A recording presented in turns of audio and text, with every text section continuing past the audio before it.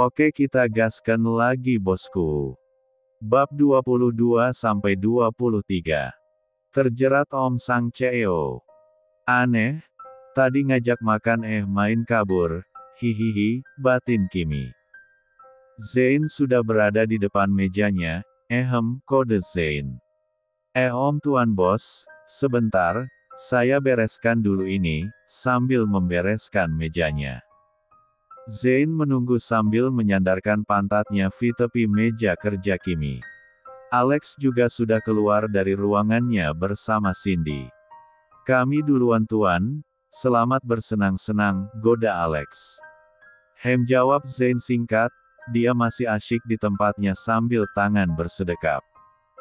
Ayo Tuan, saya sudah siap. Ajak Kimi, sambil merapikan pakaiannya.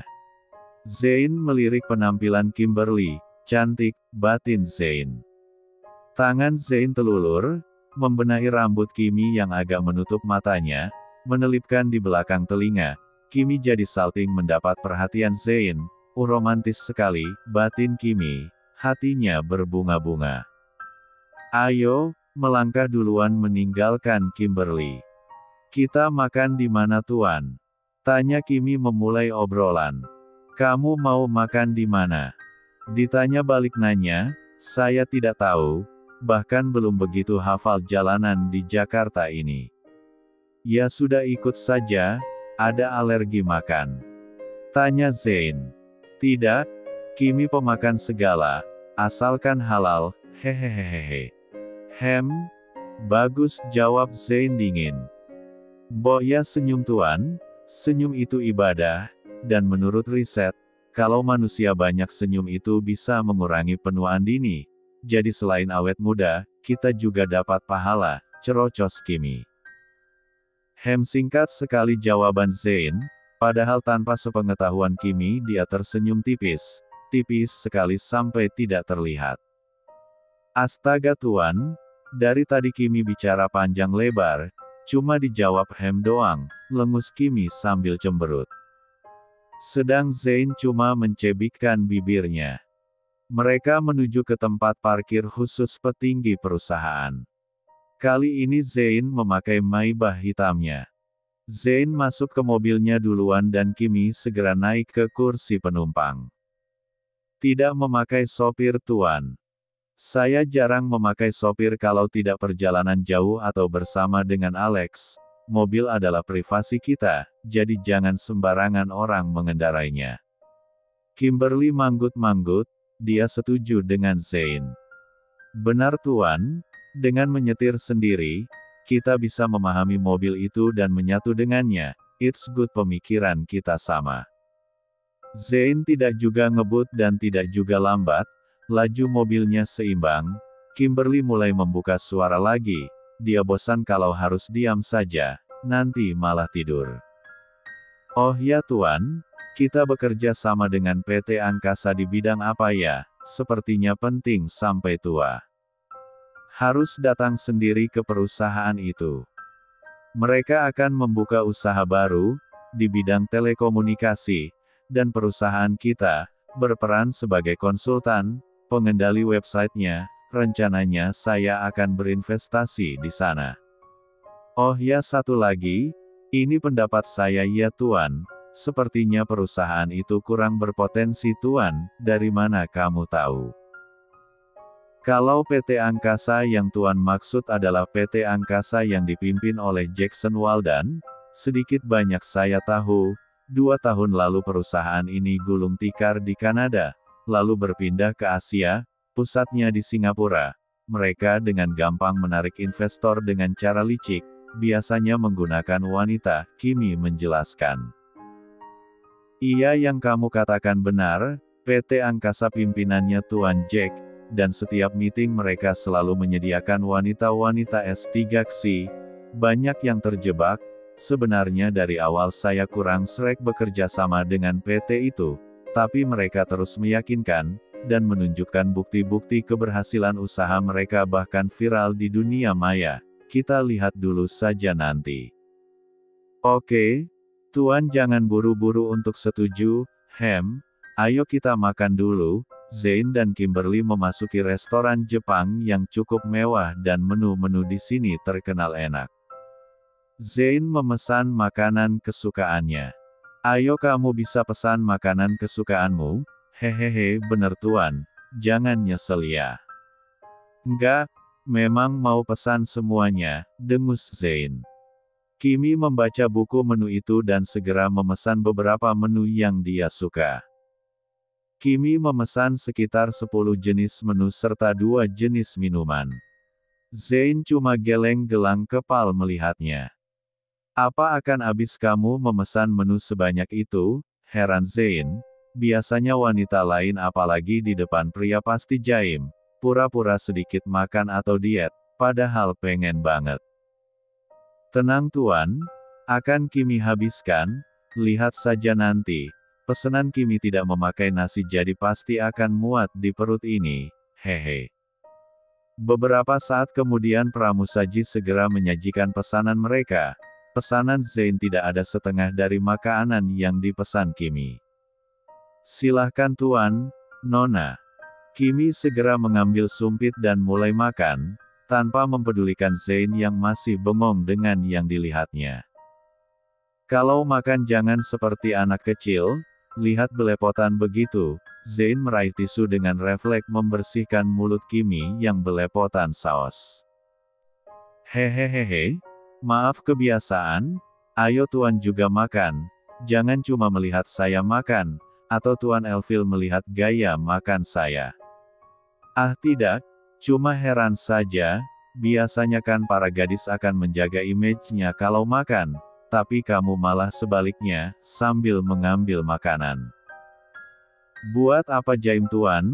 Nanti di belakangnya nyesel, kok tadi tidak makan ini ya, itu ya, padahal kepengen tuh, saya lebih suka apa adanya dan jadi diri saya sendiri. Saya suka itu, mengacak rambut Kimi asal. Hehehehe, bener tuan suka sama Kimi, berarti bentar lagi jatuh cinta dong. Jangan GR, saya suka gaya kamu yang apa adanya, bukan kamunya, elak Zain. Terserah Anda deh, tapi jangan nyesel ya gini-gini yang antri jadi pacar saya banyak tuan, bahkan Justin Bieber saja klepek-klepek, narsis Kimi. Zain terbatuk, dia tersedak makanannya. Kimberly segera menyodorkan air putih untuk Zain dan menepuk-nepuk punggung serta mengelus dada Zain. Hati-hati kalau makan, sudah tua masih saja tersedak, jantung Zain berdetak 2 kali lipat ketika mendapat sentuhan lembut Kimberly. Enak saja dibilang tua, umurku baru 28 tahun ya, iya om, tuan. Ayo segera dihabiskan, kalau tidak habis kamu yang harus bayar. Dasar bos pelit, cebik Kimi. Salah sendiri pesan begitu banyak. Kimi segera menghabiskan makanan dan minumannya, sampai kekenyangan, dia menyandarkan tubuhnya di kursi, istirahat sejenak, supaya makanan yang baru ditelannya masuk ke dalam. Kenyang sekali, perutku bisa bengah. Hahaha, lihat dirimu seperti kucing mau beranak. Zain megangi perutnya, puas menertawakan Kimberly yang lemes kekenyangan. Enak saja kucing beranak, tapi tidak apa-apa deh kalau kucing jantannya tuan. Kimi rela jadi kucing H4 mil, cerocos Kimi. Dasar narsis, istirahat dulu, jangan langsung berdiri, setelah itu kita pergi. Tang tuan. Tuan kalau tertawa begini 10 kali lebih tampan, tapi kalau lagi ngamuk kok jadi tambah maco ya. Memang baru sadar, kalau bosmu itu tampan dari sononya, narsis. Tertular narsis kan? Ia tampan tapi tidak laku. Bab 23. Apa kamu bilang? Saya tidak laku? Itu saya yang pemilih bukannya tidak laku, sebal Zain. Mau yang seperti apa tuan? Tuh yang seperti kemarin tante siapa itu Rosa. Rosa? Hah dia bukan tipe saya. Terus, apakah seperti saya? Tuan bisa lihat saya, cantik, imut, cerdas, mempesona, dan yang terpenting Anda tidak alergi. Kalau bersama saya, mengedip-kedipkan matanya. Sudah, ayo kita berangkat. Itu tidak penting, elak Zain. Dia tidak mau terpancing dan tertangkap basah. Ih Tuan tidak asyik, awas jatuh cinta pada Kimi, cemberut Kimi sambil berlalu mendahului Zain. Zain cuma geleng kepala lalu mengejar Kimi sambil merangkul bahunya gemes. Bagaimana kalau saya benar-benar jatuh cinta padamu? Apa yang kamu lakukan? Dengan posisi yang sangat dekat seperti ini jantung mereka berdebar kencang saling bertahutan. Tidak ada yang spesial Tuan, Kimi akan jalani seiringnya waktu dan kalau Kimi susah jatuh cinta, contohnya pada Anda, maka saya akan jaga hati ini untuk Anda, tapi kalau saya dikhianati maka, tidak ada kata untuk kembali, itu prinsip yang selama ini saya pegang. Tiba-tiba Zain mengsatu pipinya. Pertahankan terus, untuk saat ini aku belum punya perasaan apa-apa ke kamu, tapi entah nanti, kita jalani apa yang saat ini terjadi. Kimi memegangi pipinya yang baru di C1 Zain. Di otaknya timbul keusilan Kimi, dia membalas mengsatu pipi Zain di hadapan semua orang. Banyak pasang mata menyaksikan momen langka ini, seorang Zain Ibrahim diam saja dik satu seorang gadis belia bahkan men satu kematinya. Setelah mengecup pipi Zain Kimi segera berlari. Tunggu, jangan lari bocil, Zain segera mengejar Kimberly dia merasa malu, sudah diperhatikan banyak orang, bahkan ada banyak yang mengabadikan momen itu, bahkan mengirimnya ke dunia maya. Kimi masih terus berlari sesekali menjulurkan L1 dahnya mengejek Zain. Cepat juga lari si bocil ini, Kimi berhenti di dekat mobil Zain, sambil terengah-engah, tapi dari belakang Zain merengkuh P1 gangnya rat, kena kau, puas sudah membuatku malu tadi. Tapi kan Tuan Zain yang memulai pakai C1 segala. Memang saya tidak bisa, pasti sebentar lagi berita tentang kita akan heboh di medsos. Sit, Zain segera masuk ke mobil, mencari laptopnya, memeriksa yang dikatakan Kimi. Ini tidak boleh dibiarkan, aku harus segera menghentikannya. Kenapa? Kita bisa terkenal Tuan. Bahkan akan mendongkrak nama Tuan. Itu tidak begitu masalah buatku tapi kamu yang akan dapat masalah. Iya juga ya Tuan, bisa jadi artis dadakan nih, dan banyak yang membuli saya nanti, atau saya bantu Tuan, kita hapus dari medsos. Dua insan itu segera sibuk dengan laptopnya dan tidak butuh waktu lama, berita itu bersih dari dunia maya dan tidak akan muncul lagi. Barulah mereka ke pit angkasa. Sampai di PT Angkasa Zain disambut dengan sangat baik, gadis-gadis cantik dan S3 sudah berbaris rapi, bersama dengan bos mereka. Selamat datang Tuan Zain, di perusahaan kami, tumben tidak bersama Tuan Alex, padahal kami sudah menyiapkan teman ngobrol untuk kalian, sambut Marcel wakil CEO perusahaan itu.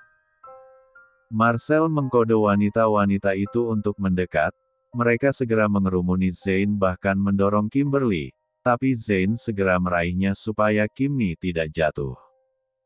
Ada apa ini Tuan Marcel, siapa mereka? Tenang Tuan, mereka disiapkan untuk menservis tamu-tamu kami hari ini salah satunya Anda, silahkan Anda pilih 2-3 juga boleh.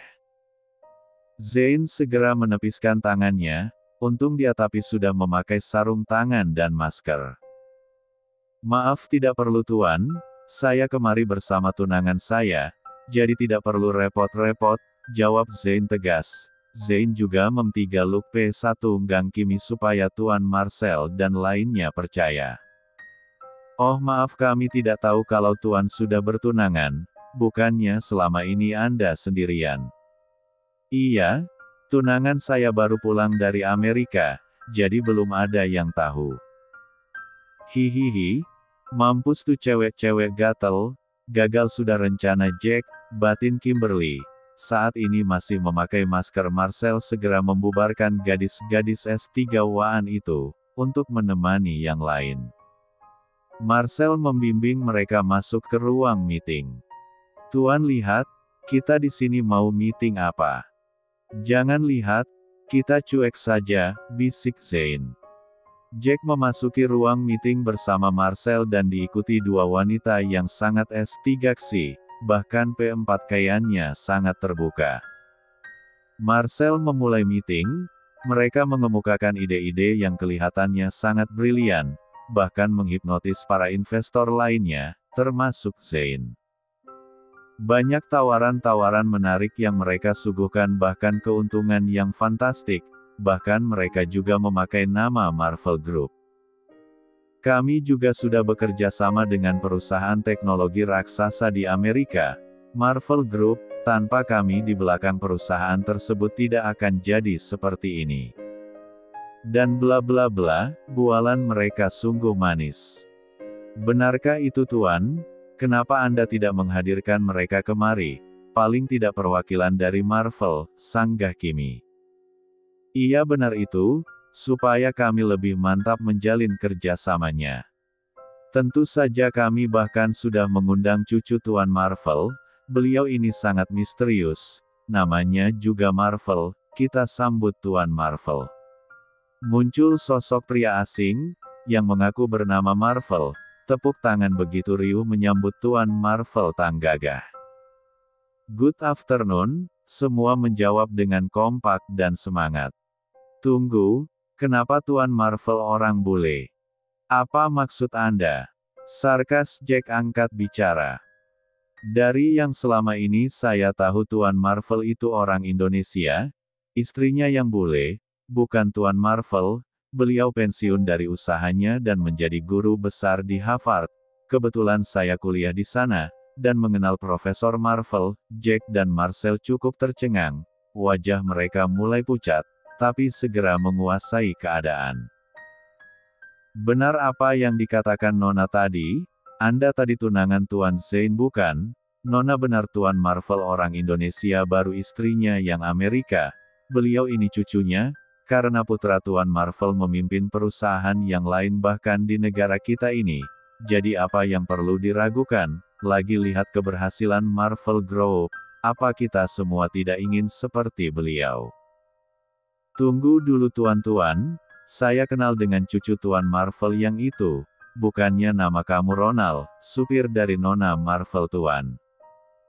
Ronald yang mengaku sebagai Marvel menelan Slavinanya, dia begitu familiar dengan suara gadis yang bicara itu, tidak mungkin, batin Ronald. Bagaimana ini Tuan? Gadis itu mengenali saya, dan suaranya, saya kenal, bisik Ronald. Semua berbisik, kok jadi Nona? Sebenarnya ada apa ini? Heran semua orang. Kamu tenang saja, bocah itu anteknya Tuan Zane, pasti mau mengecoh kita, bukannya Nona Marvel ada di Amerika saat ini. Saya kurang tahu sudah 2 tahun tidak menjadi sopir beliau setelah Tuan Marvel meninggal, jelas Arnold pada Jack.